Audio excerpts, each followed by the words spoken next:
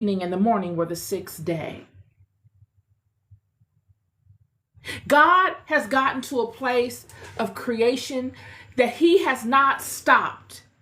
That means that when God first came with the idea of creating this vision, he's locked in on it. He does not fluctuate. He does not deviate his attention to anything else. He stays for a consistent amount of time, and he builds on his creation in his mind.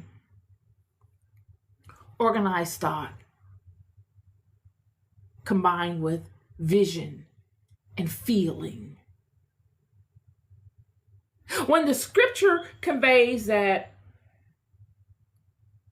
God saw everything that he had made, and behold, it was very good, this is a feeling. Scripture is conveying a feeling that God has about what he has created. He feels good about it. He's rewinding all of these images and how they all will serve one another in a particular system and for what particular reason.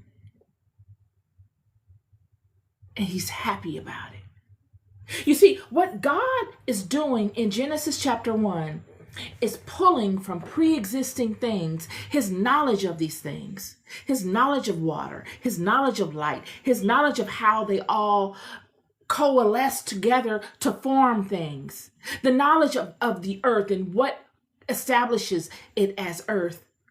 He has a broader knowledge. We use these words as labels, but God in his creation is pulling from these things because he has mastered the fullness of each and every one of these attributes, these elements. So much now that he can pull from each one of them certain portions of them, degrees of them, and mix them together and have them serve a higher purpose all together in one system. This is the mastery that God has of this environment. This is the mastery that I spoke to yesterday in my podcast episode when I said how God will lead you through the hard places, through the challenges, for you to know you and for you to know God. So that when you come out of those challenges and you offer your gifts, you have an enormous amount of gifts to offer, gifts that just never stop giving. All you need to know is what environment are you in so you can intelligently pull the correct gift to come forth and serve that environment on behalf of you. A lot of times the gifts are formed because of details you learn of yourself by way of a number of different stimulus: fear, anger, frustration, love, hate, joy, passion, enthusiasm, sadness, depression, anger, confusion, clarity, high levels of not knowing, intelligences, love, varying degrees of love. You are able to pull from the different aspects of yourself and form particular types of gifts. This is what we're seeing here in Genesis chapter 1.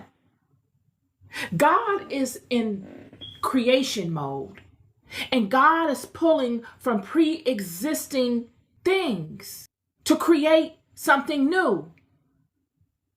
None of which God is pulling from was foreign to God. All of these things God is pulling from and saying, let there be, or let be, or let us create.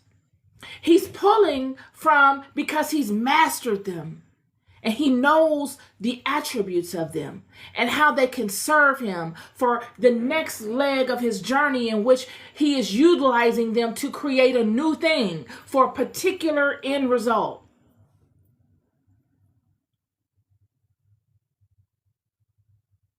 Yet he hasn't lifted a finger. He's off somewhere thinking. He's imagining.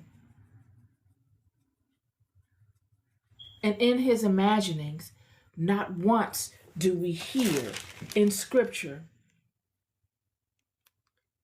him showing any type of feeling until he's done deciding on if these things are truly what he wants.